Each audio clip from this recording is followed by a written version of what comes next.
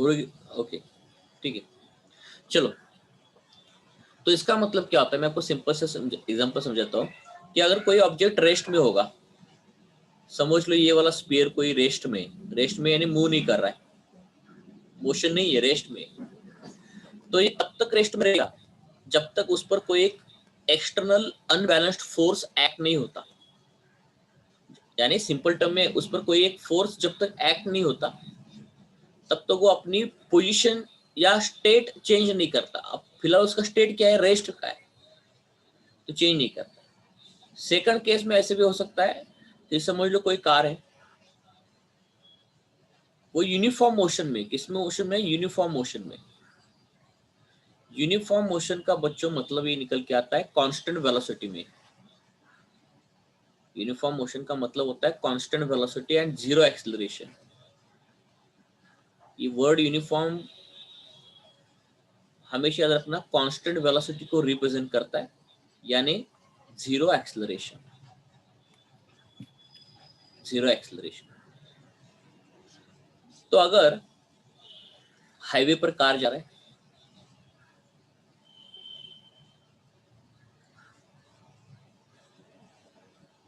नहीं अभी मैं फोर्स के बारे में कुछ नहीं बता रहा हूँ। I am just telling you the news first law. Force के बारे में बाद में आएंगे हम लोग। ये सिर्फ फोर्स एक जनरल वर्ड यूज कर रहा है यहाँ पे, एक्स्ट्रा अनबैलेंस्ड फोर्स। ये क्या है बाद में पढ़ाऊंगा, पहले स्टेप बाय स्टेप। एक एक निवाला खाते हैं हम लोग, एकदम से खाना खाएंगे तो इनडाइजेशन हो जाएगा। I will explain everything in much detail, don't worry. तो अगर कोई ऑब्जेक्ट रेस्ट में, तो जब तक उस पर कोई फोर्स नहीं लगता तो ये रेस्ट में रहेगा हमेशा। और अगर कोई कार एक कांस्टेंट वेलोसिटी के साथ या यूनिफॉर्म मोशन के साथ जा रहा है या जीरो एक्सेलरेशन के साथ जा रहा है, जीरो एक्सेलरेशन का मतलब इसको बोलते हैं हम लोग अनएक्सेलरेटेड मोशन। इसी का ही मतलब होता है अनएक्सेलरेटेड मोशन। तो अगर कोई कार यूनिफॉर्म मोशन या कांस्टेंट वेलोसिटी के साथ जा रहा है या जीरो एक्सेलरेशन से जा रहा है या अनएक्सेलरेटेड मोशन में है, तो कंटिन्यूस वो मोशन में यहाँ पे रहेगा। या कार के unless there is unbalanced external force acting on it, ऐसे हम लोग बोल सकते हैं यहाँ पे। या इसका एक सिंपल सा और दूसरा एग्जांपल मैं बोल सकता हूँ आपको।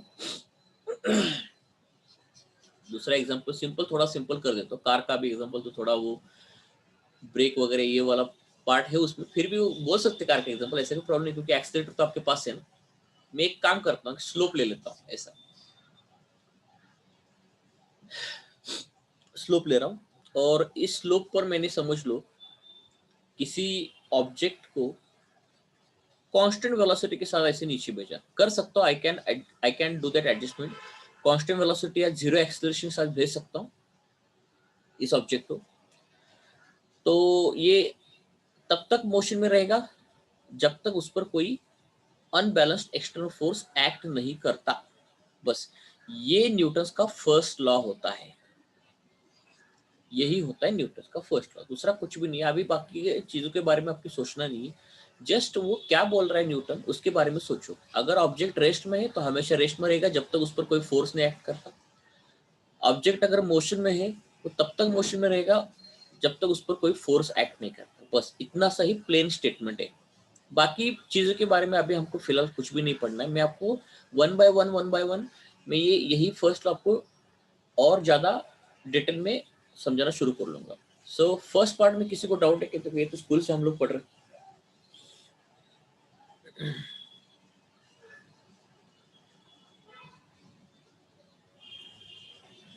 No sir. ठीक है।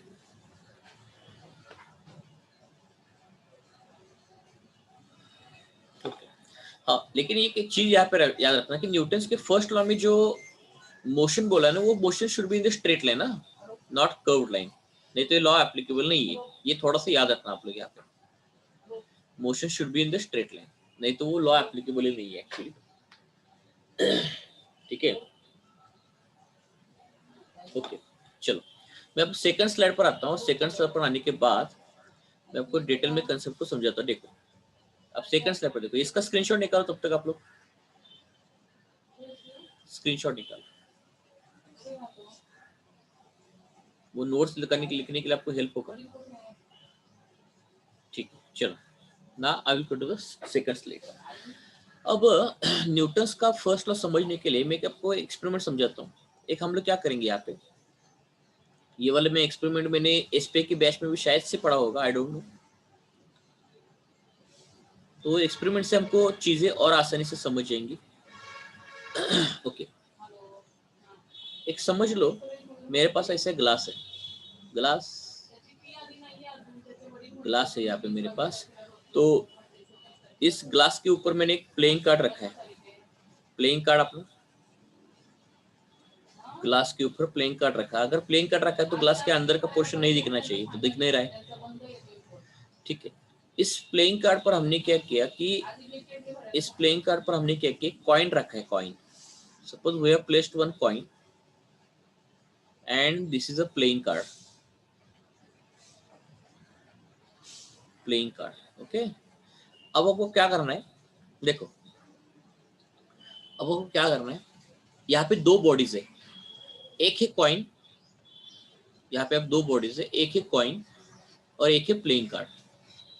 सो here there are two objects, here in this particular experiment there are two objects, one is coin and another one is playing card. So here there are two objects. अब मुझको क्या करना है, coin को रखना rest में और playing card को लाना है मोशन में,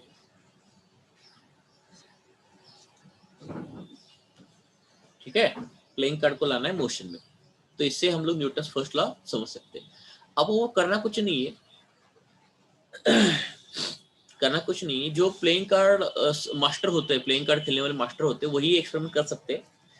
क्या करो आप, प्लेइंग कार्ड को ना यहाँ से ऐसे उंगली से बोल रहा हूँ, हाथ से मत लगाना, ग्लास बीच गिरा दोगी। उंगली से फोर्स लगा दो, उंगली से ऐसे टिक कर देना, ऐसे टिक प्लेइंग कार्ड को स्पीड से, तो टिक करो प्रॉपर एंगल से। इसका आप वीडियो वगैरह देख सकते हो, प्रॉपर एंगल से उसको टिक करो, यानी प्लेइंग कार्ड को मोशन में लाना है आपको, प्लेइंग कार्ड को मोशन में लाना है। अब वो क्या होता है, अब जब प्लेइंग कार्ड को जब टिक करते हो ना, तो प्लेइंग कार्ड ऐसे उड़ के बाहर निकल जाता है, ऐसे उड़ के बाहर निकल जाता है, यानी प्लेइंग कार्ड अब मोशन में आ चुका है, प्लेइंग कार्ड अब मोशन में आ चुका है। प्रॉब्लम ये है कि आपने फोर्स लगाया प्लेइंग कार्ड पर, आपने फोर्स कॉइन पर नहीं लगाया।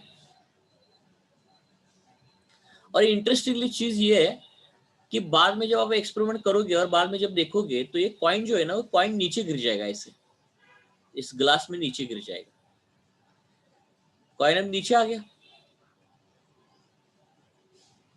और हमारा ये जो प्लेइंग कार्ड है ये आगे बढ़ चुका है, प्लेइंग कार्ड आगे बढ़ चुका है। अब ऐसा कैसे हो चुका है, एक्चुअली हो क्या गया है कि न्यूटन्स का हमारा फर्स्ट स्टेटमेंट देखो कि ऑब्जेक्ट तब तक रेस्ट में रहता है कि जब तक उस पर कोई फोर्स एक्ट नहीं करता।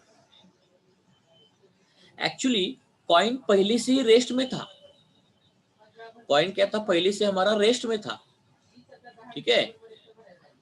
लेकिन मैंने कॉइन पर कोई फोर्स नहीं लगाया, तो कॉइन अगर पहले से रेस्ट में था, अगर उस पर कोई फोर्स नहीं लग रहा है, तो कॉइन अपना जो रेस्ट का स्टेटस है वो वैसे के वैसे उसको कंटिन्यू करेगा। यानी कॉइन यहाँ पे था, प्लेइंग कार्ड उसके नीचे से निकल गया, due to force of gravity यहाँ पे नीचे गिर गया। इसका मतलब वो अपना स्टेट ऑफ रेस्ट छोड़ना नहीं चाह रहा था, क्योंकि उस पर कोई फोर्स नहीं लग रहा था। कॉइन अपना स्टेट ऑफ रेस्ट यानी जिस जगह पर रुका था वो स्टेटस छोड़ना नहीं चाह रहा था।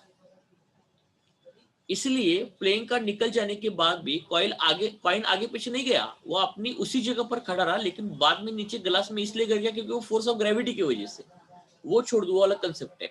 मैं बोलने की ये कोशिश कर रहा हूँ कि कॉइन पर अगर कोई हम लोग फोर्स ही नहीं लगा रहे, कॉइन आगे पीछे होने का कोई मतलब ही नहीं बनता। तो इसका मतलब कॉइन पहले ही स्टेट ऑफ रेस्ट में था, फिर हमने सिर्फ फोर्स लगाया प्लेइंग कार्ड पर, तो प्लेइंग कार्ड भी पहले रेस्ट में था लेकिन बाद में मोशन में आ गया क्योंकि हमने उस पर फोर्स लगाया। बस इससे ही हमको न्यूटन का फर्स्ट लॉ बहुत आसानी से समझ में आता है। क्लियर है क्या, देखो सबको?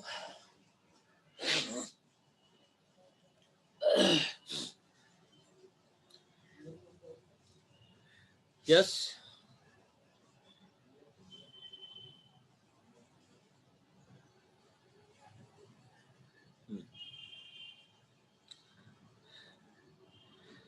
देखो मैंने फोर्स हॉरिजॉन्टल लगाया, ये वाला फोर्स मैंने हॉरिजॉन्टल लगाया, तो ये हॉरिजॉन्टल फोर्स की वजह से कॉइन में कुछ अफेक्ट नहीं हुआ, कॉइन आगे पीछे नहीं हो रहा है, सिर्फ प्लेइंग कार्ड आगे निकल गया, कॉइन वही के वही रहा, इसलिए तो नीचे गिर गया ना। ये पे नीचे गिर गया, आप ऐसे भी कर सकते हो।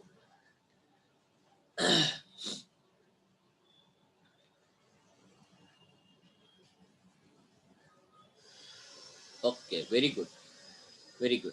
तो एक्सपेरिमेंटली समझो चीजों को, तो बहुत आसान हो जाता है, उसमें कोई प्रॉब्लम नहीं है।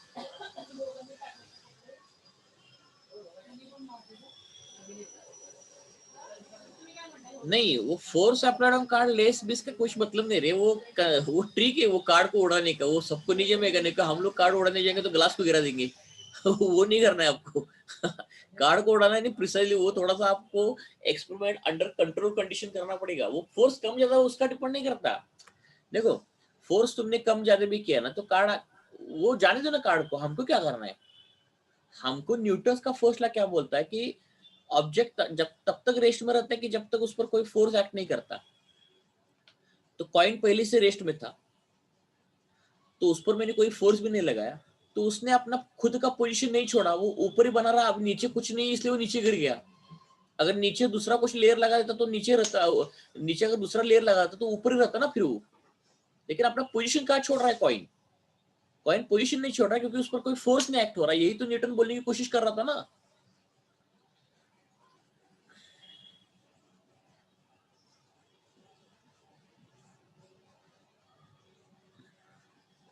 तो कार्ड पर फोर्स ज्यादा लगा कम लगा उसको कोई मतलब नहीं बनता। वो कम फोर्स इसलिए लगा रहे क्योंकि ग्लास को मत गिराओ। वो ऐसे उंगली से ऐसे टिक कर देना है।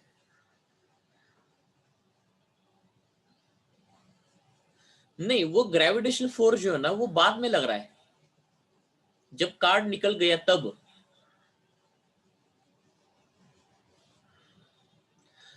फिर अब मिहिर मुझको बोलो, अगर ग्रेविटेशन फोर्स भी नहीं होता तो, अगर यही एक्सपेरिमेंट मैंने अगर सोच समझ के लो कि यहाँ पे अगर ग्रेविटेशन फोर्स नहीं होता, तो मुझको बताओ अगर ग्रेविटेशन फोर्स नहीं होता तो वो कॉइन कहाँ पे रहता, वहीं पर रहता ना, फिर वो नीचे कैसे आता। या आप ऐसे काम करो, ऐसे काम करो, अरे कॉमन सेंस की चीज है ना ये भी, क्या आप सोच रहे हो।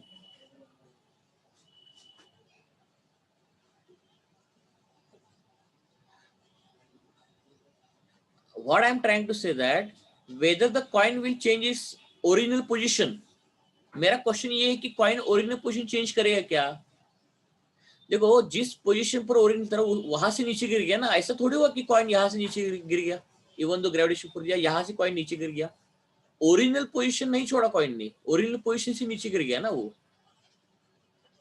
अब जो ग्रेविटेशन फोर्स लगाना, तो ग्रेविटेशन फोर्स लगाने की वजह से कॉइन में भी मोशन आ गया ना, लेकिन वो ग्रेविटेशन फोर्स की वजह से। आप ऐसे काम करो, अरे कॉमन सेंस की चीज है, देखो ऐसे काम करो। जो लोग ग्रेविटेशन फोर्स के बारे में सोच रहे हैं तो उसके लिए मैं एक काम कर देता हूँ, मैं काम कर देता हूँ कि, अरे बहुत ही कॉमन सेंस है इसमें, बहुत ही common sense. I am telling you the Newton's first law, so you are asking me the gravitation force. ठीक है, I will tell you what your question is and what I can do. देखो ये coin है, ये पहले से rest में, बराबर। आपने ये हॉरिजॉन्टल फोर्स लगाया, एक्सटर्नल अनबैलेंस्ड फोर्स। इसका नाम मैं चेंज कर देता हूँ, एक्सटर्नल अनबैलेंस्ड फोर्स। चलो, वो क्या है अनबैलेंस और क्या होता है मैं बाद में पढ़ाऊंगा आपको। External unbalanced force, external unbalanced force. Okay, अब आप काम करो, इस प्लेइंग कार्ड के नीचे, प्लेइंग कार्ड के एग्जैक्टली नीचे ना, यहाँ पे एक कार्डबोर्ड का पेपर लगा दो आप। एग्जैक्टली नीचे कार्डबोर्ड का एक पेपर लगा दो, दोनों में डिफरेंस बहुत कम होना चाहिए। ऐसे कार्डबोर्ड का पेपर लगा दो। अब आप प्लेइंग कार्ड देखो, अब क्या हो जाएगा, प्लेइंग कार्ड उड़ के चला जाएगा फिर।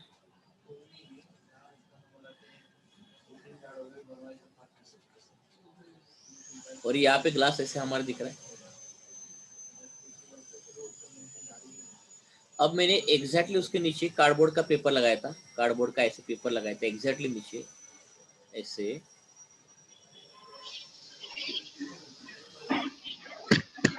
अब मुझको फिर भी बताओ, कॉइन वहां के वही रहेगा ना, कॉइन तो वही रह गया। ये कार्डबोर्ड पेपर लगाया मैंने नीचे, अब ग्रेविटेशन फोर्स निकल गया आपका, आप बोलो कहाँ पे ग्रेविटेशन फोर्स है? कार्डबोर्ड पेपर लगाया मैंने नीचे, अब फिर कॉइन जहां पे तो वहीं पे है, कहाँ गया कॉइन? जो स्टेट ऑफ रेस्ट में था तब भी वो स्टेट ऑफ रेस्ट में ही है अभी। अब पहला भी पोजीशन यहीं पे था, अभी पोजीशन यहीं पे, और आपका प्लेइंग कार्ड निकल गया बाहर, ये प्लेइंग कार्ड आपका बाहर निकल गया। इसका मतलब अगर ऑब्जेक्ट पहले से रेस्ट में है तो जब तक फोर्स नहीं लगेगी तब तक वो रेस्ट में रहेगा।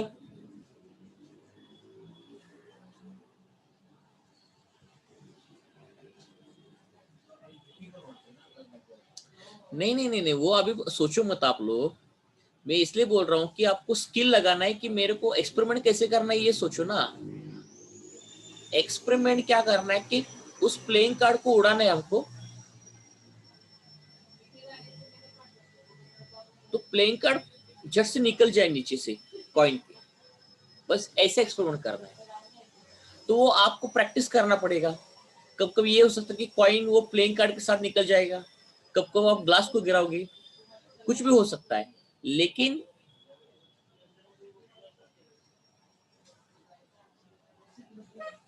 अरे वो तो एक्सपेरिमेंट आप करो ना भाई, वो मैंने आपको क्या बताया एक्सपेरिमेंट कैसे करना है, प्लेइंग कार्ड को निकाल दो बस। एक्सपेरिमेंट मैंने बताया, तो आपको वो एडजस्टमेंट करना पड़ेगा ना, थोड़ा प्रैक्टिस करना पड़ेगा, ग्लास ऐसे रखना पड़ेगा, ऐसे एक आंख बंद करके देखना पड़ेगा और थोड़ा सा उसको टिक लगा दो, जैसे कैरम बोर्ड में टिक लगा देते हैं वैसे टिक लगा दो, वो प्लेइंग कार्ड भाग जाएगा नीचे से। दैट योर स्किल, ठीक है बस। तो कॉइन पहले से रेस्ट में था, तो उस पर कोई फोर्स नहीं लग रहा था, इसलिए उसने खुद का पोजीशन चेंज नहीं किया, वो रेस्ट था, अब भी रेस्ट में है। नीचे पेपर लगा तो ग्रेविटेशन फोर्स का फैक्टर मैंने कैंसल आउट कर दिया, और वो ग्रेविटेशन फोर्स का सोचने का लॉजिक ही नहीं था, क्योंकि कॉइन तो पहले से ही जिस पोजीशन पर था उसी पोजीशन तो नीचे आ गया ना, तो इसका मतलब कॉइन अपना पोजीशन चेंज नहीं कर रहा है, इसका मतलब उस पर कोई हॉरिजॉन्टल डायरेक्शन में अनबैलेंस फोर्स लगा ही नहीं था। फोर्स की वजह से बॉडी अपना स्टेट चेंज करता है, रेस्ट से मोशन में जाता है या मोशन से रेस्ट में आता है। देखो फोर्स की वजह से क्या होता है, दो चीजें होती है, कोई भी बॉडी पर आप जब फोर्स लगा देते हो, फोर्स ऑन बॉडी, इसकी वजह से दो इफेक्ट होते हैं। एक होता है अगर बॉडी रेस्ट में होगा तो मोशन में आएगा, और अगर बॉडी मोशन में होगा तो उसको रोक भी सकते हैं हम लोग, रेस्ट में भी ला सकते हैं फोर्स लगा के ही, ये सारी चीजें हो सकती है। तो न्यूटन ये बोलता है कि अगर बॉडी पहले से रेस्ट में, अगर उस पर कोई फोर्स ही नहीं लगा तो कभी उसका मोशन ही नहीं होगा, और अगर बॉडी मोशन में है उस पर भी कोई फोर्स नहीं लगा तो कभी वो रेस्ट में आ ही नहीं सकता। ये न्यूटन बोलता है, दूसरा कुछ नहीं है। जब भी फोर्स नहीं होगा तो बॉडी रेस्ट का रेस्ट में रहेगा, मोशन का मोशन में रहेगा, बस दूसरा क्या है इसमें। चलो आगे बढ़ते हैं हम लोग। Is are this thing clear? Message करके बताओ। चलो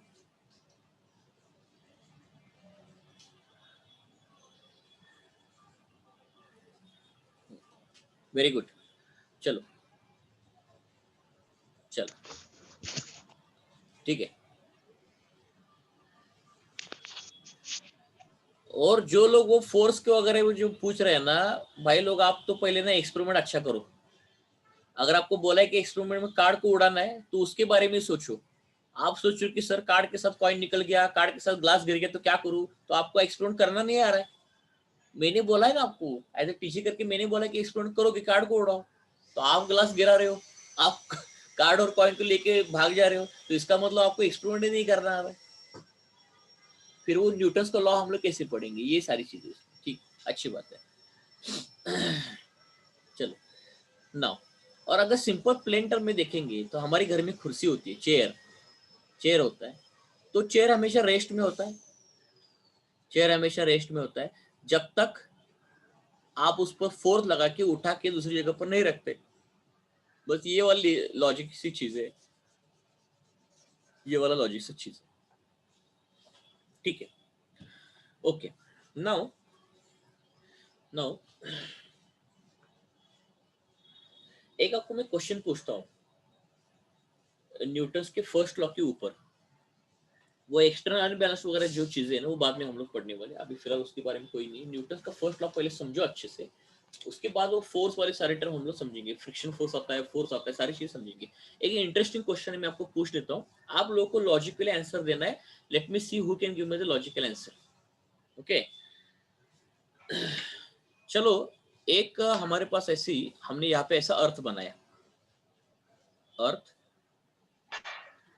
चलो एक ह्यूमन सिविलाइजेशन डेवलप हो गया कुछ आने वाले सालों में, 1000 सालों में ह्यूमन सिविलाइजेशन बहुत अच्छा डेवलप हो गया।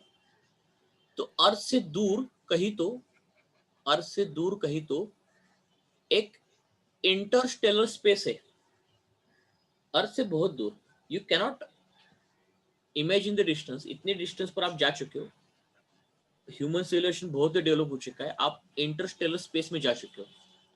इंटरस्टेलर स्पेस है ना, इंटरस्टेलर स्पेस में आप जा चुके हो और वहां पे आपका एक स्पेसशिप है, वहां पे आपका एक स्पेसशिप है ना। आप वहां पे खड़े हो स्पेसशिप में और आपके साथ आपके फ्रेंड भी है, सारे चीजें लोग गए वहां पे, है ना, स्पेसशिप इंटरस्टेलर स्पेस। और वो इंटरस्टेलर स्पेस में जो स्पेसशिप जा रहा है वो जा रहा है 100 मीटर पर सेकंड की स्पीड से।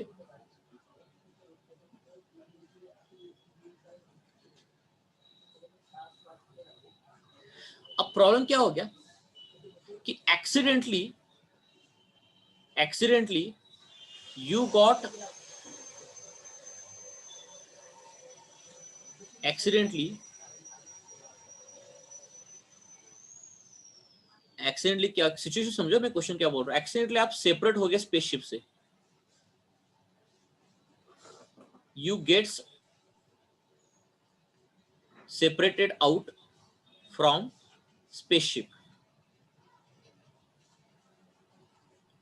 स्पेसशिप से बाहर निकले। देन समझ लो आप स्पेसशिप से एक्सीडेंटली बाहर आ गए, यहां पे आ गए, और आने के बाद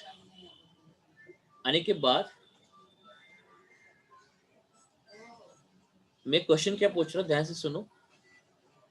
what is the acceleration, what is the acceleration of you, what is the acceleration of you after, what is the acceleration of you the instant, ये क्या बोल रहा देखो question.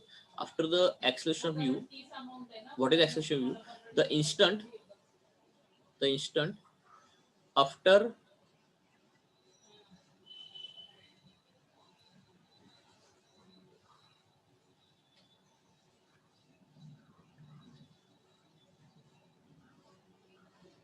you come outside of the spaceship, come outside of spaceship। Zero acceleration. Zero. हाँ, और नहीं, और एक चीज बताओ, let me complete the question, let me complete the question, I haven't completed the question. assume that there are, let me complete the question, there are no nearby stars,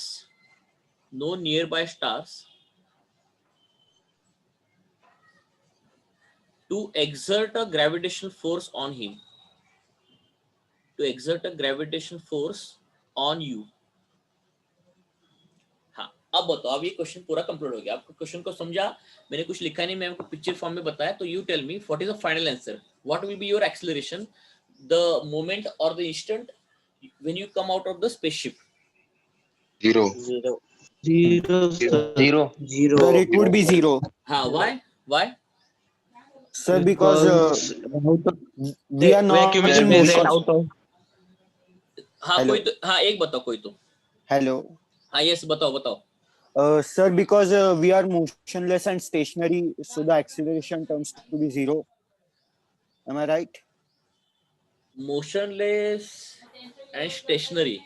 हाँ. Okay okay Yes, sir. Okay. Sir, can I? हाँ, yes, you go ahead. We are already in the state of motion and we aren't acted upon by the gravitational force by any star. So therefore, we will remain in the state of motion as an external unbalanced force is not acting upon us or me. Okay okay, ठीक है.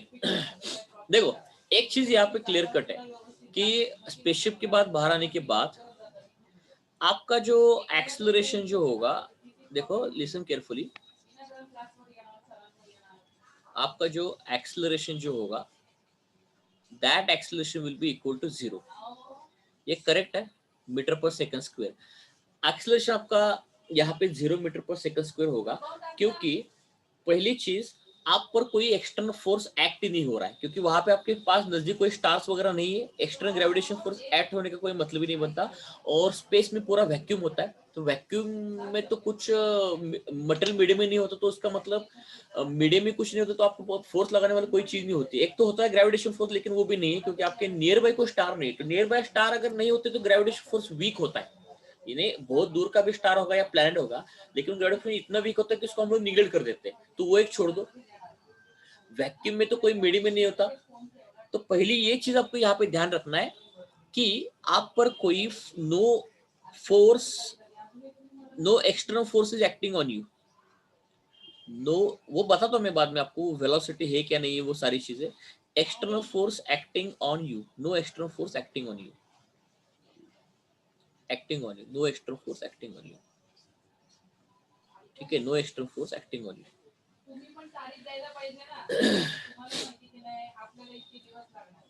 और अगर act भी होता gravitation force बहुत से दूर के स्टार का, तो निग्लिजिबल होता है क्योंकि उसका डिस्टेंस और आपका डिस्टेंस बहुत ज्यादा है. तो डिस्टेंस बढ़ता है तो ग्रेविटेशन फोर्स, हाँ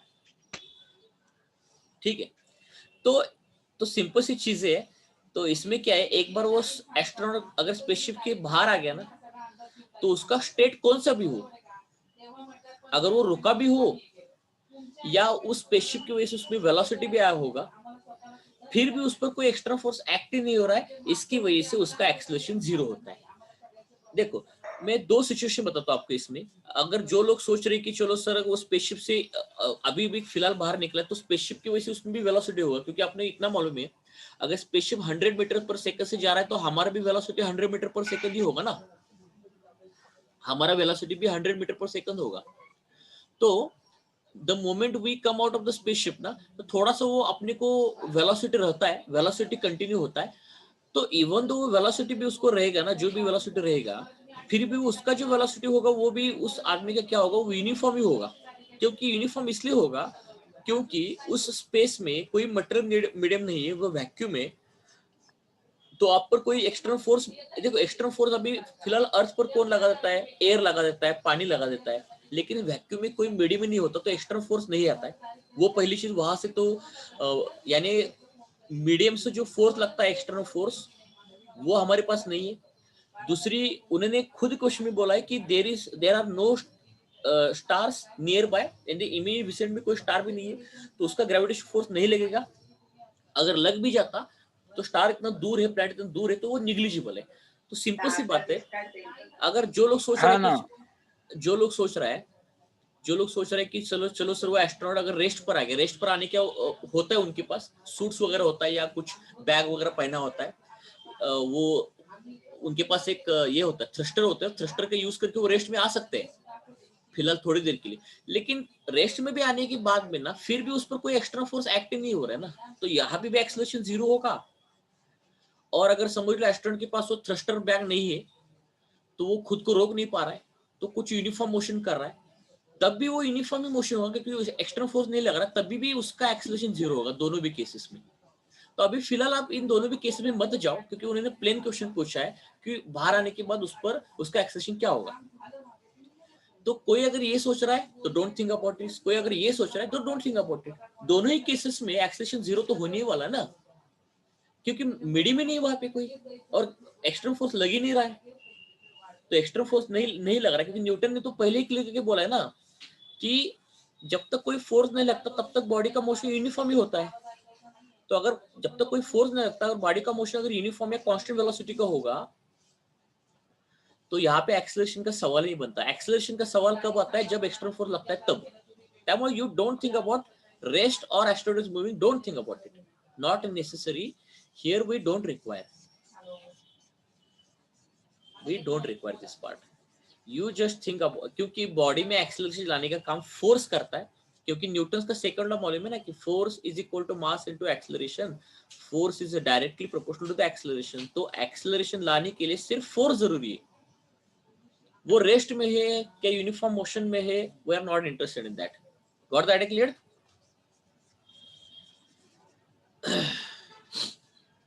यस, किसी को डाउट है क्या? पूछो। क्लियर है? आगे वाले क्वेश्चन के लिए जाओ।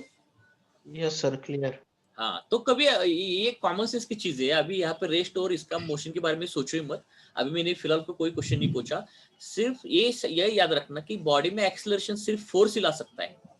कौन सी बॉडी हो, मूविंग हो या रेस्ट वाली बॉडी हो। मूविंग बॉडी में भी एक्सेलरेशन लाना है या रेस्ट वाली बॉडी में भी एक्सेलरेशन लाना है, फिर भी फोर्स ही लगता है ना दोनों ही केसेस में। लेकिन अभी फिलहाल तो स्पेसशिप इंटरस्टेलर स्पेस में जाने के बाद आप पर कोई एक्स्ट्रा फोर्स ही नहीं लग रहा है, तो कहां से भाई एक्सेलरेशन आप में आ जाएगा? ये वाली बात यहाँ पे है। और वो इंटरस्टेलर स्पेस क्या होता है? वैक्यूम होता है। तो वैक्यूम होता है तो मीडियम ही नहीं होता, तो आपका पूरा मोशन फ्रिक्शनलेस है और एक्सटर्नल फोर्स नहीं लग रहा है। इसका मतलब you are in the uniform motion, क्योंकि ऑलरेडी स्पेसशिप यूनिफॉर्म मोशन में था 100 मीटर पर सेकंड।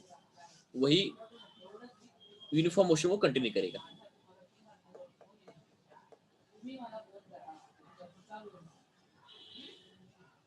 नहीं मानो वो कार को जो ब्रेक लगा देते हैं ना, वहां पे आप भूल रहे हो कि वहां पे फ्रिक्शनल फोर्स भी होता है ना टायर पर। वो सारी चीजें होती है। एक्चुअली क्या आता, वो उस क्वेश्चन पर आता हूँ। मानो का क्वेश्चन अच्छा है, उस क्वेश्चन पे मैं आता हूँ। Okay, this question is clear now. Just think about this, क्योंकि no extra force acting on it, so that's why acceleration 0। बस इतना से मतलब उसका। Force is a direct proportional acceleration. अगर फोर्स 0 है तो एक्सेलरेशन भी 0 होगा। बस इतना से पढ़। चलो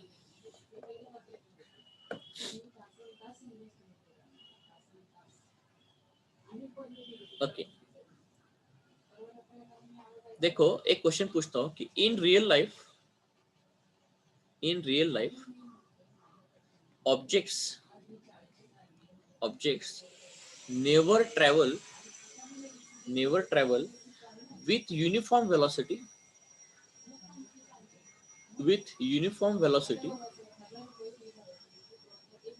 even on a horizontal surface unless something is done.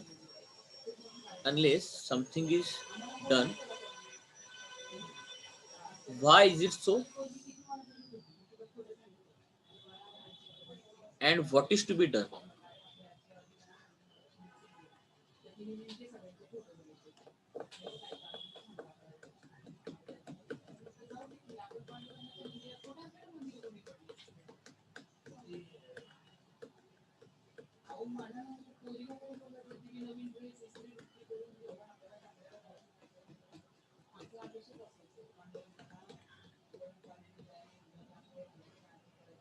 Okay, अब न्यूटन्स का फर्स्ट लॉ अगर हम लोग यहाँ पे देखेंगे तो न्यूटन्स क्या बोलते हैं कि ऑब्जेक्ट यूनिफॉर्म मोशन में रहता है जब तक उस पर कोई अनबैलेंस एक्सटर्नल फोर्स एक्ट नहीं करता। लेकिन यूनिफॉर्म मोशन का मतलब कांस्टेंट वेलोसिटी। अब मुझको बताओ, रियल लाइफ में ऑब्जेक्ट का यूनिफॉर्म वेलोसिटी मेंटेन करना आसान है क्या? Is it simple to maintain a uniform velocity of the object? समझ लो एक यहाँ पे surface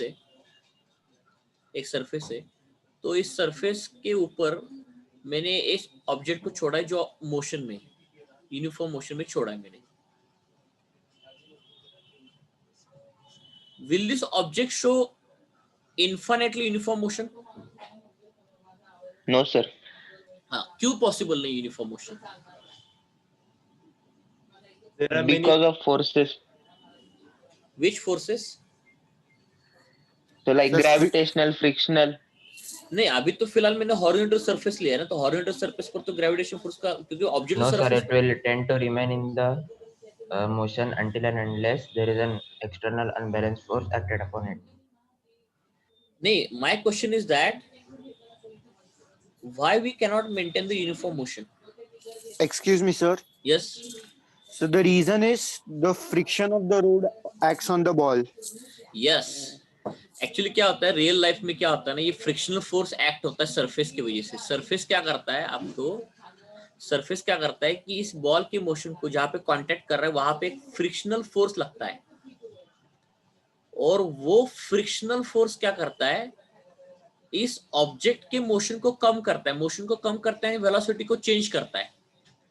frictional force changes velocity of the object, changes velocity of the object, velocity of the object.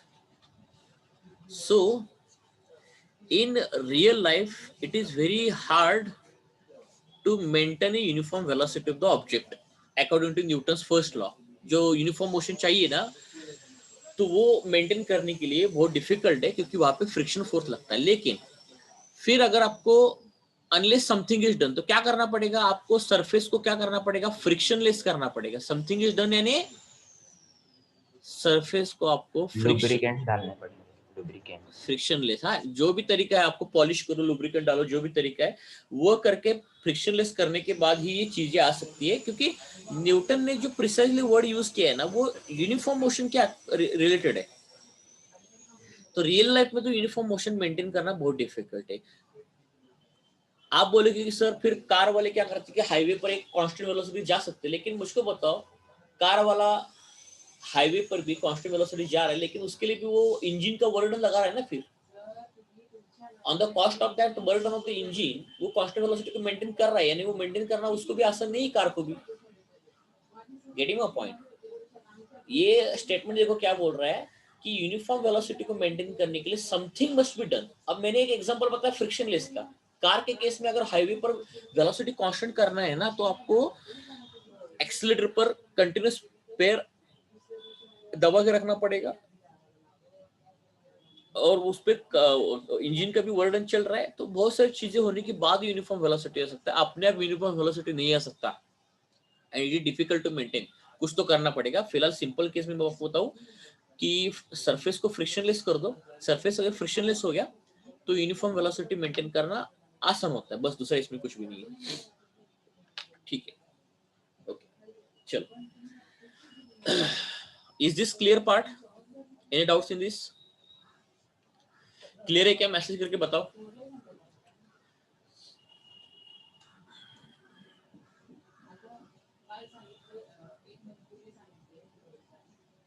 नहीं, एयर पार्टिकल का रेजिस्टेंस तो हम लोग निग्लिजिबल मान सकते हैं, उसमें कोई प्रॉब्लम नहीं। एयर का भी है, लेकिन ज्यादा फ्रिक्शनल डोमिनेंट है। मुझको बताओ, फ्रिक्शनल रेजिस्टेंस डोमिनेंट है क्या एयर रेजिस्टेंस डोमिनेंट है? अगर फ्रिक्शनल, हाँ फ्रिक्शनल, क्योंकि रोड का सरफेस तो क्या होता है कि रफ होता है, तो वो डोमिनेंट होता है। क्योंकि एयर तो पार्टिकल के बीच में बहुत ज्यादा वाइड स्पेस होता है, तो उसकी वजह से होता है उसका रेजिस्टेंस, लेकिन फ्रिक्शन फोर्स रेजिस्टेंस ज्यादा होता है। तो जितना स्पीड बढ़ेगा वो फ्रिक्शन फोर्स देखो कितना होता है फिर। ओके, ठीक है, ये सारी चीजें क्लियर होगी। ये वाला भी पार्ट क्लियर हो गया।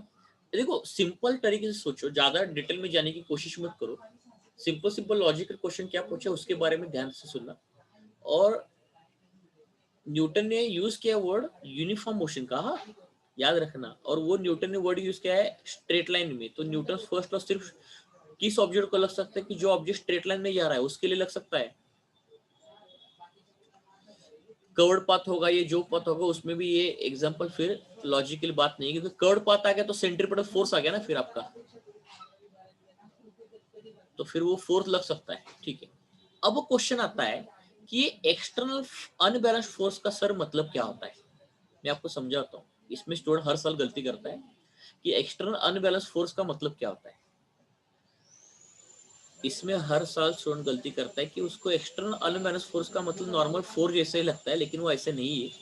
एक्सटर्नल अनबैलेंस्ड फोर्स का मतलब होता है net force acting on a body. Net force acting on body, कोई सिंगल फोर्स नहीं होता, ये रिजल्टेंट फोर्स होता है। नेट फोर्स होता है एक्सटर्नल अनबैलेंस्ड फोर्स, यानी किसी भी बॉडी पर पड़ने वाला नेट फोर्स जो है अगर वो 0 रहा, देखो न्यूटन नेट फोर्स है, नेट या इसको हम लोग बोल देते हैं रिजल्टेंट फोर्स। और फोर्स का रिजल्टेंट कैसे निकालना मैंने आपको पढ़ाया है। रिजल्टेंट कैसे निकालते, समझ लो एक ऐसा कोई ब्लॉक है, तो राइट हैंड साइड में +10 न्यूटन का फोर्स है और लेफ्ट हैंड साइड में -5 न्यूटन का फोर्स है, तो इन दोनों का जो रिजल्टेंट फोर्स निकालते हैं हम लोग, वो इन दोनों के एडिशन करके, यानी +10 प्लस ऑफ -5, तो आंसर आ गया +5 न्यूटन का, ये रिजल्टेंट फोर्स। अगर फोर्स ऐसे लग रहा है बॉडी पर, समझ लो ये 5 न्यूटन का है और ये 5 न्यूटन का है, तो रिजल्टेंट फोर्स निकालने के लिए फिर हम लोग क्या करते हैं, ये रिजल्टेंट फोर्स है, तो ये रिजल्टेंट फोर्स इन दोनों का निकालने के लिए हम लोग क्या करेंगे, अपना पाइथागोरस थ्योरम हमने पढ़ाया था वेक्टर चैप्टर में, 5 का स्क्वायर + 5 का स्क्वायर, ये वाला हम लोग यहाँ पे पार्ट कर सकते हैं। यानी वेक्टर का ही यूज करना पड़ता है रिजल्टेंट निकालने के लिए, वही यहाँ पे। तो आप नोट कर लेना कि न्यूटन्स के लॉ में जो बोलता है कि एक्स्ट्रा अनबैलेंस फोर्स जब तक नहीं लगता तब तक बॉडी रेस्ट में होता है या यूनिफॉर्म मोशन में होता है, तो वो नेट फोर्स के बारे में बोल रहा है, रिजल्टेंट फोर्स के बारे में बोल रहा है, किसी सिंगल फोर्स के बारे में नहीं बोल रहा है वो। यानी उस बॉडी पर जो जो लगने वाले फोर्स है, gravitation force, air resistance, friction force, सबको मिला के वो नेट फोर्स के बारे में बोल रहा है वो। ठीक है, तो ये नेट फोर्स। तो according to Newton's first law, Newton का फर्स्ट लॉ और सिंपलीफाई कर देता हूँ, नेट फोर्स अगर समझा, न्यूटन्स फर्स्ट लॉ को और एक दूसरा वर्जन होता है पढ़ाई करने का, वो ये बोलता है कि अगर बॉडी पर लगने वाला नेट फोर्स अगर 0 हो गया, और समझ लो अगर बॉडी रेस्ट में है, तो या बॉडी 1 अगर रेस्ट में है, या अगर बॉडी 1 मोशन, बॉडी 2 कोई दूसरा बॉडी है वो मोशन में है, तो न्यूटन का फर्स्ट लॉ बोलता है कि अगर एक्सटर्नल अनबैलेंस फोर्स 0 है या नेट फोर्स 0 है किसी भी बॉडी पर लगने वाला, कि जो बॉडी रेस्ट पर है और जो बॉडी मोशन पर है, तब ये पहला body continues to be in rest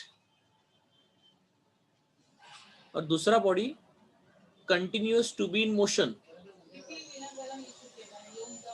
बस ये है, ये एक्सटर्नल अनबैलेंस फोर्स का मतलब होता है बच्चों।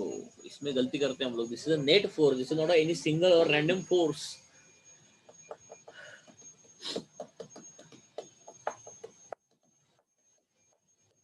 Understand this part? अगर 0 होगा तो ये वाला पार्ट है, दूसरा कुछ नहीं इसमें। ओके, अब इस एक्सटर्नल अनबैलेंस फोर्स के हम लोग कुछ क्वेश्चन सॉल्व कर लेते हैं।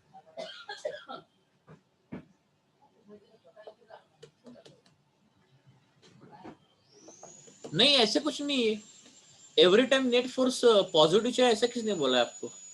वो प्लस और माइनस डायरेक्शन की वजह से होता है, नॉट ड्यू टू मैग्नीट्यूड। अगर निगेटिव एक्सिस पर फोर्स है तो निगेटिव दिखा सकते हैं हम लोग उसको। हियर डोंट गेट कंफ्यूज, जो वेक्टर में हम लोग रिजल्टेंट निकालते हैं उसको रिजल्ट को प्लस माइनस लिखते हैं ना, वो ड्यू टू डायरेक्शन, किस एक्सिस पर जा रहा है, वो थोड़ा डायरेक्शन के लिए हम लोग प्लस माइनस लिखते हैं। That is, it doesn't have to do anything with the magnitude, remember that part, it doesn't have to do with the magnitude, plus minus. चलो कुछ क्वेश्चन हम लोग सॉल्व करते हैं इस एक्स्ट्रा अनबैलेंस फोर्स के, यानी इसका आपको निकालने का प्रैक्टिस हो जाएगा, इसका निकालने का आपको प्रैक्टिस हो जाएगा। समझ लीजिए क्वेश्चन है, give magnitude and the direction of the net force acting on, net force acting on, net force acting on. पहला वाला क्वेश्चन है, a drop of rain, a drop of rain falling, a drop of rain falling down with the constant speed, down with constant speed, down with constant speed। दूसरा है, a cork of mass, cork of mass 10 gram floating on a water, floating on water। चलो चलो, एक rain का drop है falling with the constant speed,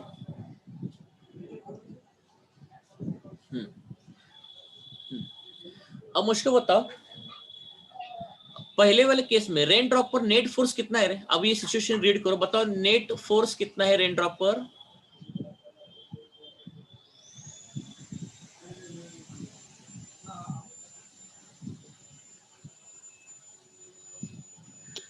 हाँ, इसके लिए न्यूटन्स का फर्स्ट लॉ देखते हैं कि न्यूटन्स का फर्स्ट लॉ बच्चों यहाँ पे क्या लिखा है कि जब तक कोई एक्सटर्नल फोर्स एक्ट नहीं होता तब तक बॉडी किस में होता है? यूनिफॉर्म मोशन में होता है। तो यहाँ पे मैंने लिखा है बॉडी ये यूनिफॉर्म, न्यूटन का वर्ड ये uniform, not just normal motion, uniform motion. तो मैंने अभी बताया न्यूटन सिंपल टर्म में ये बोलता है कि जब तक बॉडी पर कोई फोर्स नहीं होता तब तक वो यूनिफॉर्म मोशन में रहता है, यानी यूनिफॉर्म मोशन यानी कांस्टेंट वेलोसिटी या कांस्टेंट स्पीड, सबका मतलब ये क्या होता है, या constant speed. Newton first law ये बोलता है कि जब तक नेट फोर्स बॉडी पर जीरो रहता है तब तक बॉडी यूनिफॉर्म मोशन में रहता है, कांस्टेंट स्पीड है कांस्टेंट वेलोसिटी, क्योंकि उसके स्टेटमेंट में ही वर्ड है वो यूनिफॉर्म, मैं नहीं बोल रहा, न्यूटन बोल रहा है। तो इसका मतलब अब रेन ड्रॉप अगर कांस्टेंट स्पीड से नीचे आ रहा है, रेन ड्रॉप अगर कांस्टेंट स्पीड से नीचे आ रहा है तो उसका लगने वाला नेट फोर्स जीरो हो जाएगा, नेट फोर्स जीरो हो जाएगा। आप बोलोगे सर कैसे नेट फोर्स जीरो हो जाएगा? अरे बेटा, ये जो रेन ड्रॉप है ना, ये रेन ड्रॉप आप अभी तो इसमें स्टूडेंट गलती करता है ना कि उसको लगता है कि, अरे आवाज म्यूट करो आपका, देखो स्टूडेंट को लगता है कि एक्सटर्नल फोर्स अनबैलेंस यानी कोई सिंगल फोर्स है, सिंगल नहीं नेट फोर्स है। तो आप बताओ रेन ड्रॉप का नेट फोर्स जीरो इसलिए हो रहा था कि मैं फोर्स बैलेंस दिखा देता हूँ रेन ड्रॉप पर। अब रेन ड्रॉप पर एक फोर्स लगता है ग्रेविटेशनल फोर्स, ग्रेविटेशनल, लेकिन दूसरा फोर्स लग रहा है, एक दो फोर्सेस होते हैं, एक होता है ड्रैग फोर्स, ड्रैग यानी एयर रेजिस्टेंस की वजह से आने वाला फोर्स, एक होता है drag force due to air resistance, और दूसरा होता है एयर की वजह से बायंड फोर्स, जो आर्किमिडीज प्रिंसिपल में हम लोग पढ़ते हैं, बायंड फोर्स। अब रेन ड्रॉप पर नेट फोर्स जीरो इसलिए हो रहा है क्योंकि रेन ड्रॉप पर जो फोर्सेस लग रहे हैं, रेन ड्रॉप पर जो फोर्सेस लग रहे हैं, रेन ड्रॉप पर जो फोर्सेस लग रहे हैं, यानी total upward is equal total downward force, यानी ग्रेविटेशन फोर्स को बैलेंस कर रहा है buoyant force plus force due to air resistance, force due to air resistance, ये दोनों का वैल्यू इक्वल हो रहा है। तो इसका मतलब Fg minus Fb minus force due to air resistance that is equal to zero. यानी इसको मैं अगर सिंपल टर्म में ऐसे लिखूं प्लस माइनस Fb, ठीक है, मैंने डायरेक्शन किसी को भी उल्टा सुल्टा लिख सकता हूँ, नो प्रॉब्लम इन दैट, उसमें डायरेक्शन को प्लस माइनस आता है, उसकी कोई उसमें आप जाने की कोशिश मत करो, या अगर आपको डायरेक्शन वो Fg का निगेटिव वाई एक्सिस पर दिखाना तो निगेटिव वाई एक्सिस पर दिखाओ, I don't have any issues, क्योंकि ये निगेटिव वाई पर जा रहा है और ये दोनों पॉजिटिव वाई पर है। तो पहले उल्टा करते चलो, फिर Fb plus F of air, अभी Fg उस साइड में लेके जाओ, तो plus of minus Fg is equal to zero. तो इसका मतलब summation of all the forces becoming zero, summation of all forces becoming zero, it means net force is becoming zero। ये है न्यूटन्स का एक्सटर्नल अनबैलेंस्ड फोर्स। तो इसकी वजह से न्यूटन बोल रहा था कि ये रेन ड्रॉप जाएगा कांस्टेंट स्पीड के साथ या यूनिफॉर्म मोशन के साथ या कांस्टेंट वेलोसिटी के साथ in straight line, straight line में तो वेलोसिटी स्पीड एक जैसा ही होता है ना, ठीक है। तो न्यूटन तो यही बोल रहा था कि नेट फोर्स जब जीरो होगा तो बॉडी यूनिफॉर्म मोशन में होता है या कांस्टेंट स्पीड में होता है या कांस्टेंट वेलोसिटी में होता है, इन स्ट्रेट लाइन। तो ये स्ट्रेट लाइन में जा रहा है तो स्पीड और वेलोसिटी स्ट्रेट लाइन में तो सेम ही होता है। तो हमको लगता है कि एक्स्ट्रा अनबैलेंस फोर्स जीरो यानी कोई सिंगल फोर्स जीरो है, तो आप बोलेगे सर ग्रेविटेशन फोर्स है, अरे वो नहीं भाई, नेट फोर्स जीरो है, ये बायंड फोर्स, ये ड्रैग फोर्स, ये ग्रेविटेशन फोर्स, सबका एडिशन जीरो है, नेट फोर्स जीरो हो जाता है। ये असल में न्यूटन के फर्स्ट लॉ का मतलब बन के आता है। Am I clear with this now? Yes, sir. Yes, sir. ये ध्यान रखना, इसमें हर बार सवाल बच्चा गलती करता है कि उसको लगता है एक्सटर्नल अनबैलेंस फोर्स से कोई सिंगल फोर्स है, कोई सिंगल नहीं भाई, वो नेट फोर्स है। Yes, sir. हाँ ठीक है, बाद में मैं आपको पढ़ाऊंगा कि ये ड्रैग फोर्स क्या होता है, ये बायंड फोर्स क्या होता है, सारी चीजें मैं आपको पढ़ाऊंगा, don't worry. First of all understand कि what is Newton's first law, then only you can go for the next part. तो आज का होमवर्क मैं बताता हूँ आपको।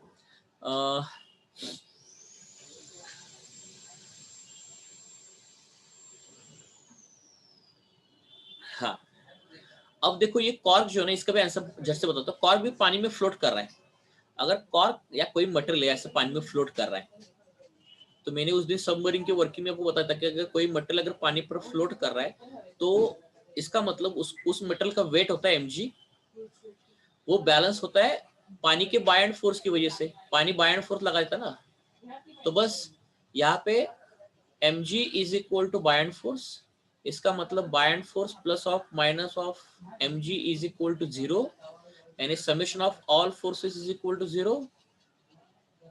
इसका मतलब net force acting on the body is equal to 0। It means that ये कॉर्क अभी रेस्ट में, थोड़ा वो एयर की वजह से वो वेव आता है उसकी वजह से इधर उधर होता है, वो नहीं बोल रहा हूं। So this cork remains in this position floating and it will remain floating unless and until there is no external force acting on it। ये बोलो न्यूटन के लॉ के अकॉर्डिंग, तो इस पर भी नेट फोर्स 0 है बेटा। Got the idea clear about this cork? Yes, sir. हाँ, अब मैं आपको होमवर्क के लिए क्वेश्चन बताता हूँ। अब मैं होमवर्क के लिए क्या करता हूँ कि Yes, sir. ये वाला क्वेश्चन लिखो बेटा, ये बहुत इंपॉर्टेंट क्वेश्चन मैंने आपको बताया ये वाला, क्योंकि ये एक्सटर्नल बैलेंस फोर्स की ये दो क्वेश्चन आप लिखो, ये वाला क्वेश्चन कॉर्क और वो ड्रॉप ऑफ रेन का। उसके बाद what is the meaning of external force, ये क्वेश्चन ले लो, question number 2 what is the meaning of, उसमें लिखना है कि net force means external balance force acting on the body, ये लिखो क्वेश्चन नंबर 2। फिर मैं बोलूंगा कि question number 3 explain Newton's first law in terms of net force. तो आप बोल देना कि न्यूटन फर्स्ट लॉ बोलते हैं कि नेट फोर्स अगर 0 होगा तो बॉडी रेस्ट में रहेगा, अगर रेस्ट में होता तो, या अगर बॉडी यूनिफॉर्म मोशन में होता तो यूनिफॉर्म मोशन में रहेगा। मैंने गलती की यहाँ पे, यूनिफॉर्म मोशन लिखना पड़ेगा, मोशन नहीं यूनिफॉर्म मोशन लिखना पड़ेगा, न्यूटन का वर्ड ही वो यूनिफॉर्म। तो जब तक 0 नेट फोर्स लगेगा तब तक अगर बॉडी यूनिफॉर्म मोशन में होगा तो यूनिफॉर्म मोशन में रहेगा, रेस्ट में होगा तो रेस्ट में रहेगा। ये न्यूटन्स लॉ का explanation on the base of net force, ये क्वेश्चन नंबर 3। क्वेश्चन नंबर 4 ये वाला भी ऐड कर लो आप लोग, ये वाला कि रियल लाइफ में यूनिफॉर्म मोशन क्यों नहीं मेंटेन कर सकते। क्वेश्चन नंबर 5 आप ये ले लो, इंटरस्टेलर स्पेस में जाने के बाद एस्ट्रोनॉट के साथ क्या होगा, और ये एक्सप्लेन की कोई जरूरत नहीं है, ये नोट्स बना सकते हो बाद में। हाँ, और ये नॉर्मल अपना न्यूटन्स का लॉ, ये नॉर्मल न्यूटन्स का लॉ, ये लिखो क्वेश्चन नंबर 6। तो total 6 questions are there in the homework. लिखने से क्या होता है, पढ़ाई भी होती है और आप समझ सकते हो, तो लिखना बहुत इंपॉर्टेंट है। चलो then, tata bye bye. Bye, sir. Sir Bye, sir. Bye sir. Next lecture डाला क्या सर ने? Bye sir. हाँ Bye, sir. Bye all of you. Next lecture sir ने डाला है क्या अभी? किसका लेक्चर है? नहीं डाले। No, sir. मैंने जहाँ से को बोला था एक्चुअली। 1 सेकंड होल्ड करो, 1 सेकंड होल्ड करो।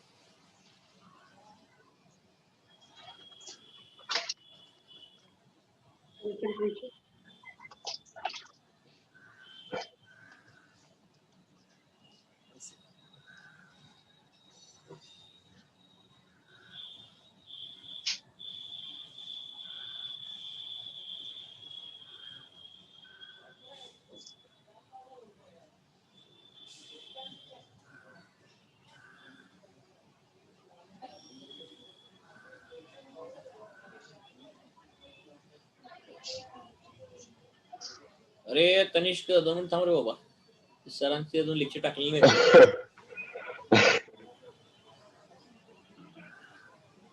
नाही। मला आपलं पुढचं सिलेबस घेता येतील ना, मग 1 तास बसून तर काय करणार होते मी?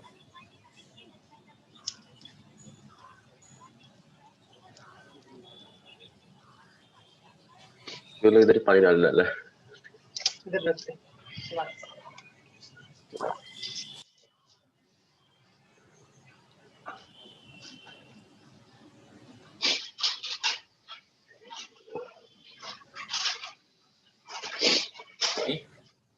हेलो, हाँ, तब तक आगे वाला पार्ट में कंटिन्यू करते कि जब तक जहां सर लेक्चर में डालते।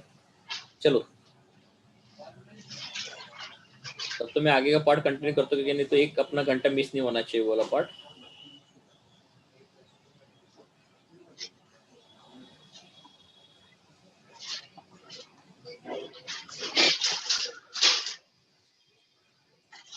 अरे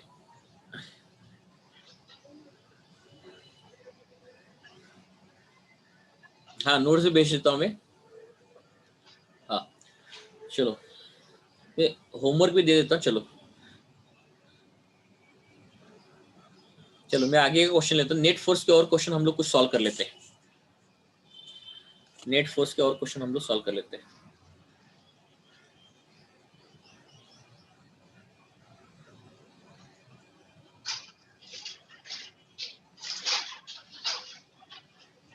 सेकंड तो मैसेज डाल देता हूँ मैं।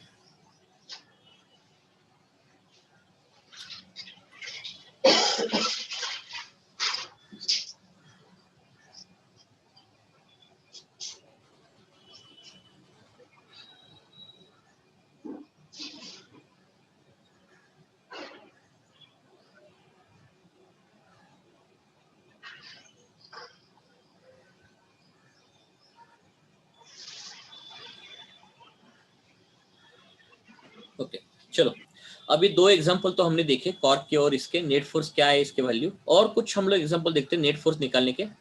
देखो, एक थर्ड एग्जांपल समझ लो। मैंने आपको बोला कि a kite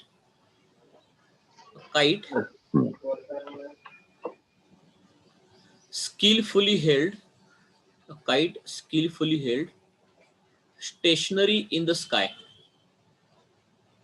stationary in the sky, a kite skillfully held stationary in the sky। तो बताओ, अगर काइट अगर स्काई में स्टेशनरी है तो उस पर लगने वाला नेट फोर्स क्या होगा?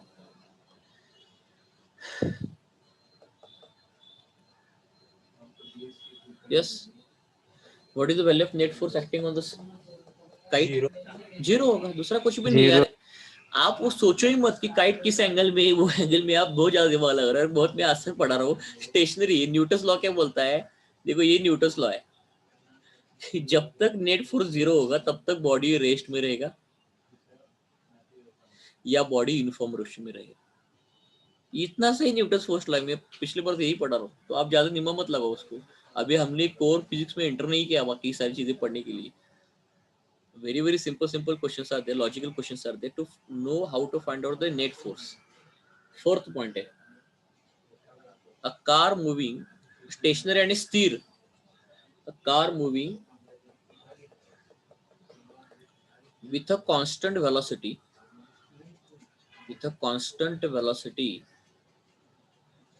of 30 kilometre per hour.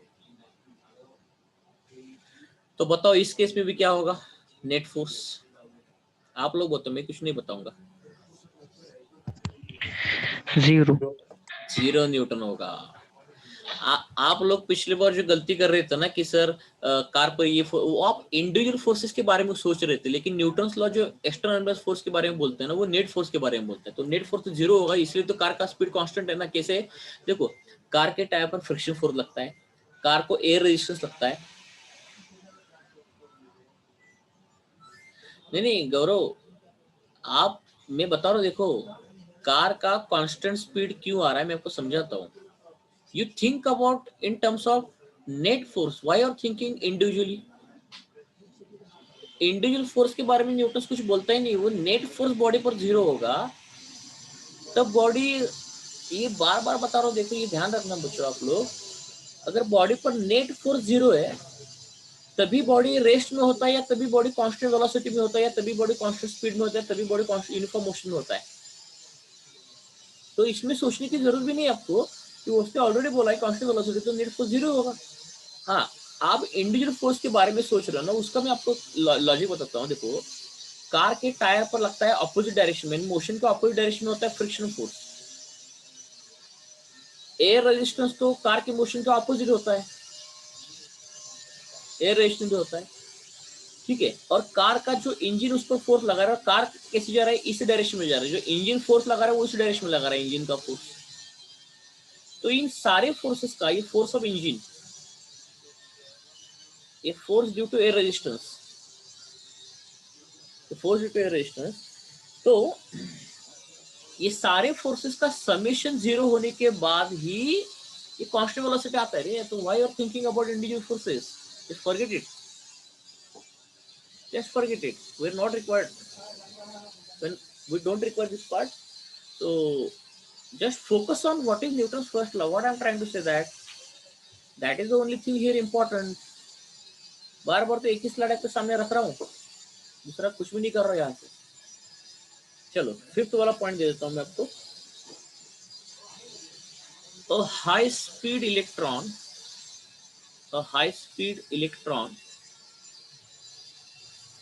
in a space far from all gravitational objects,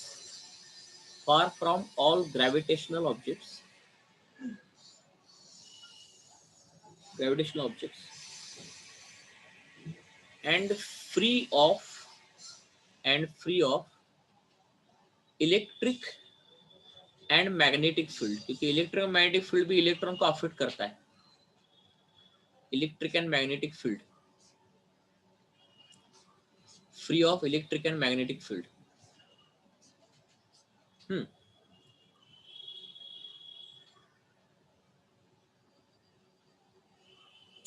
तो लॉजिक से बात है, देखो इलेक्ट्रिक फील्ड अगर इलेक्ट्रॉन की साइड में होगा तो वो इलेक्ट्रॉन को एक्सीलरेट करता है। जैसे अगर मैं आपको बताऊं कि इलेक्ट्रॉन ऐसे भाग रहा है ऐसे, उसके साइड में कोई पॉजिटिव इलेक्ट्रिक फील्ड आ गया, इलेक्ट्रिक फील्ड है नहीं, समझ लो इसके साइड में इलेक्ट्रिक प्लेट्स लगा दूंगा मैं, ये वाली प्लेट पॉजिटिव चार्ज होती है और ये वाली प्लेट निगेटिव चार्ज होती है। तो ये इलेक्ट्रिक फील्ड क्या करेगा, इलेक्ट्रॉन को एक्सीलरेट करने की कोशिश करेगा। तो अगर इलेक्ट्रॉन अगर एक्सीलरेट हो गया तो उसका वो यूनिफॉर्म मोशन नहीं रहेगा, इसका मतलब उस पर कोई नेट फोर्स लग रहा है इस डायरेक्शन में, क्योंकि पॉजिटिव चार्ज तो उसको खींच लेता है ना। तो यहाँ पे नेट फोर्स 0 नहीं होगा, नेट फोर्स इलेक्ट्रॉन पर इस डायरेक्शन में राइट हैंड साइड में लगेगा, क्योंकि इलेक्ट्रॉन प्लस की तरफ अट्रैक्ट हो जाएगा ना फिर। तो इस केस में इलेक्ट्रिक फील्ड अगर होगा तो इस केस में electric field not equal to 0 होगा, और इलेक्ट्रिक फील्ड के साथ ही मैग्नेटिक फील्ड एसोसिएट होता है। तो क्या होता है कि इलेक्ट्रिक फील्ड और मैग्नेटिक फील्ड इलेक्ट्रॉन को एक्सीलरेट करेगा, और अगर इलेक्ट्रॉन या कोई ऑब्जेक्ट अगर एक्सीलरेट करता है तो उस ऑब्जेक्ट पर net force not equal to 0 होता है। ये बच्चों याद रखना, जब भी कोई बॉडी एक्सीलरेट करती है, एक्सीलरेट करते हैं मतलब एक्सीलरेशन नॉट इक्वल टू 0, तो उस केस में उस बॉडी पर लगने वाला net force on body that is also not equal to 0। लेकिन बॉडी जब होता है अनएक्सीलरेटेड, अनएक्सीलरेट का मतलब 0 एक्सीलरेशन। अब 0 एक्सीलरेशन का मतलब 2 होते हैं, एक तो बॉडी रेस्ट में होगा या एक तो बॉडी यूनिफॉर्म मोशन में होगा। एक्सीलरेशन 0 का मतलब 2 होता है। तब उस केस में बॉडी पर लगने वाला net force on body equal to 0 होता है। ये याद रखना, इसको भूलना ही नहीं आप लोगों को।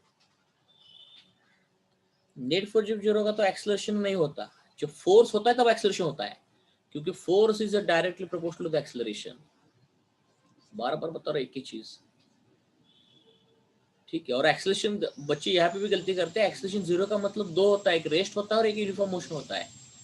वो किस कॉन्टेक्स्ट में ले रहे हो आप पर डिपेंड करता है, सिचुएशन क्या है।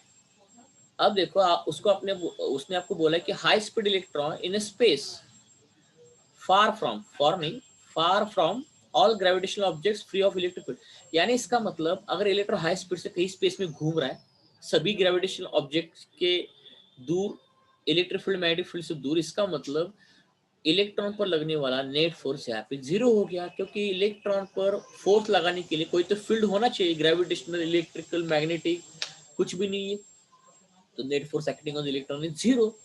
So it means electron is moving with constant speed या uniform motion in a straight line. Electron is moving with a constant speed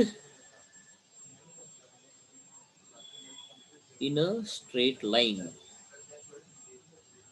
ये न्यूटन्स का लॉजिक है, ये ध्यान से सुनना, बहुत important logic in Newton's first law का ये वाला पार्ट.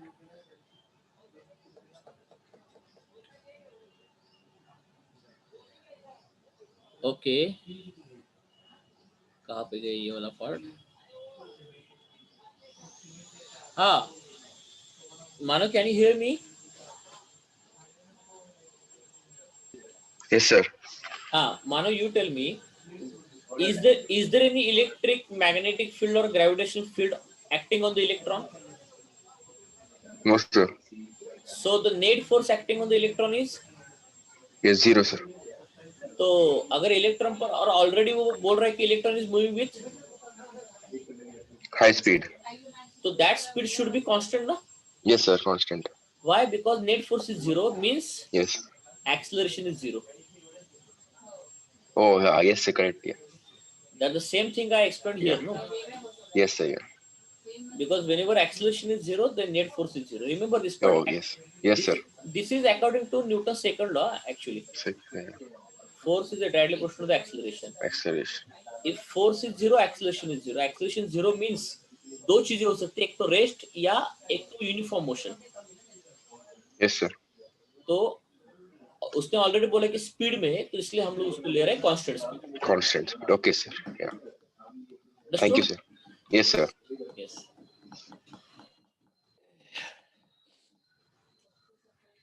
किसी को और किसी को डाउट है कि देखो बच्चे लोग क्लियर है सबको यहाँ तक का पार्ट?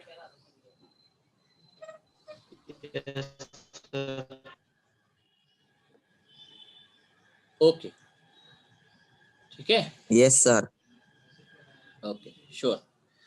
चलो देन, तो मैं आपको अभी आगे मैथ्स का पार्ट के लिए जाने से पहले मैं आपको यहाँ पे समरी करके देता हूँ सारी चीजों का. 2 मिनट रुको, 5 मिनट रुको, और होमवर्क के क्वेश्चन भी दे देता हूँ, तो बाद में आप वीडियो देख सकते हो. मैथ्स का कोई प्रॉब्लम नहीं है, क्योंकि वो रिकॉर्डेड वीडियो तो आपके पास है. तो समरी देखो, आज के लेक्चर का समरी क्या है. मैं आपको समरी बहुत इंपॉर्टेंट होता है, समरी इंपॉर्टेंट होता है कि इन न्यूटन्स फर्स्ट लॉ, ये समरी बहुत इंपॉर्टेंट है. थोड़ा सा 5 मिनट रुको. एक्सटर्नल अनबैलेंस्ड फोर्स का मतलब होता है net force acting on body. Acting on body means summation of all type of forces, जो अपना वेक्टर के मेथड से करते हैं हम लोग, पैरेललोग्राम लॉ ऑफ वेक्टर वगैरह वो वाला. ठीक है, ये फर्स्ट समरी है. और दूसरी चीज याद रखना कि net force is a directly proportional to the acceleration. ठीक है. और तीसरी चीज, अगर नेट फोर्स जीरो होगा बॉडी पर लगने वाला, तो बॉडी का एक्सेलरेशन भी जीरो होगा. देन इसके 2 केसेस निकल के आते हैं कि बॉडीज आइदर इन रेस्ट में होगा तब भी एक्सेलरेशन जीरो होता है, या bodies moving with uniform motion. और याद रखना, यहीं पे फिलहाल क्लियर कर रहा हूँ, uniform motion, moving with uniform motion in a straight line. Moving with uniform motion in a straight line. अब ये यूनिफॉर्म मोशन का मतलब निकल के आता है, स्ट्रेट लाइन होगा तो स्पीड और वेलोसिटी सेम होता है स्ट्रेट लाइन में, क्योंकि डिस्टेंस और डिस्प्लेसमेंट इक्वल होता है. इसलिए ये तीनों चीजें, कहीं भी एग्जाम में वर्ड अगर ऐसा आ गया ना, तो उसकी तरफ ध्यान दिया करो आप लोग. ठीक है. अगर बॉडी पर लगने वाला नेट फोर्स अगर नॉट इक्वल टू जीरो है, तो इसका मतलब एक्सेलरेशन भी नॉट इक्वल टू जीरो होगा. तो इसका मतलब इसको बोलते हैं body is accelerating. Body is accelerating. और इसका एक ही केस होता है कि body in motion with non uniform, body is in non uniform motion. Uniform नहीं, बॉडी, या आप नॉन यूनिफॉर्म वेलोसिटी बोलो. Body is in non uniform motion. Rest का कोई सवाल ही नहीं बनता, क्योंकि एक्सेलरेशन तो नॉट इक्वल टू जीरो बोल रहे हो आप, तो रेस्ट का सवाल ही नहीं बनता ना इसमें. तो मोशन है लेकिन नॉन यूनिफॉर्म है, क्योंकि एक्सेलरेशन जीरो नहीं है. और ए जब 0 होता है तो उसको बोलते हैं हम लोग अनएक्सेलरेटेड मोशन, अनएक्सेलरेटेड मोशन। बस ये न्यूटन के फर्स्ट लॉ के समरी के पॉइंट्स है, बहुत ही इंपॉर्टेंट है, ये जिस्ट है। और मैं आपको आज के होमवर्क के लिए क्वेश्चन बता रहा हूँ। होमवर्क के लिए क्वेश्चन, आज का डेट है 27/11/20। टॉपिक आज का नया स्टार्ट हो चुका है, लॉज ऑफ मोशन। तो उसमें से क्वेश्चन नंबर 1 देता हूँ, give statement of Newton's first law, sorry give statement of Newton's first law, Newton's first law, जो नॉर्मल स्टेटमेंट अपने पहले लिखा था वो वाला plot. Explain Newton's first law on the basis of net force acting on a body, net force acting on a body। Second question में आपको लिखना है कि अगर नेट फोर्स 0 होगा तो एक्सेलरेशन 0 होगा, तो बॉडी इधर रेस्ट में होगा तो रेस्ट में कंटिन्यू रहेगा, या अगर बॉडी यूनिफॉर्म मोशन में होगा तो यूनिफॉर्म मोशन कंटिन्यू रहेगी। ये आपको एक्सप्लेन करना है यहाँ पे। Explain meaning of external unbalanced force, external unbalanced force, explain the meaning of external unbalanced force। इसमें लिखना है सिर्फ 1-2 लाइन में लिखो कि एक्सटर्नल अनबैलेंस्ड फोर्स का मतलब नेट फोर्स होता है बॉडी पर लगने वाला। Question number 4, calculate net force acting on, तो पहला case rain drop falling with constant velocity, falling with constant velocity या स्पीड, जो भी बोला, और जो सारे केसेस कवर करो, जो 4-5 मिनट केसेस कवर किए वो वाला part, use cover all the parts. और जो क्वेश्चन नंबर 5 है उसमें आप लिखो वो एग्जांपल, एस्ट्रोनॉट वाला एग्जांपल,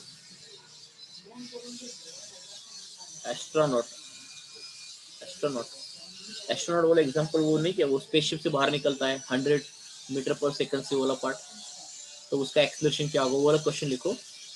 और क्वेश्चन नंबर 6 में in real life whether it is possible to maintain uniform motion, वो वाला क्वेश्चन लिखो आप लोग, यूनिफॉर्म मोशन वाला क्वेश्चन। चलो, तो 6 क्वेश्चंस है। Thank you so much, you continue with your math lecture now. Sir, please can you show the last slide? Yes,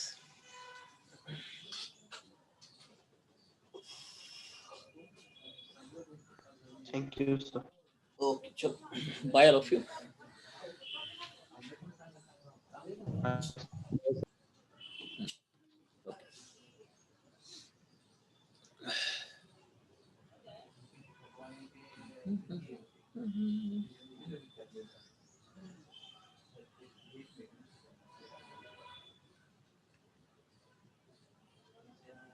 क्या रे आदित्य, रेज योर हैंड।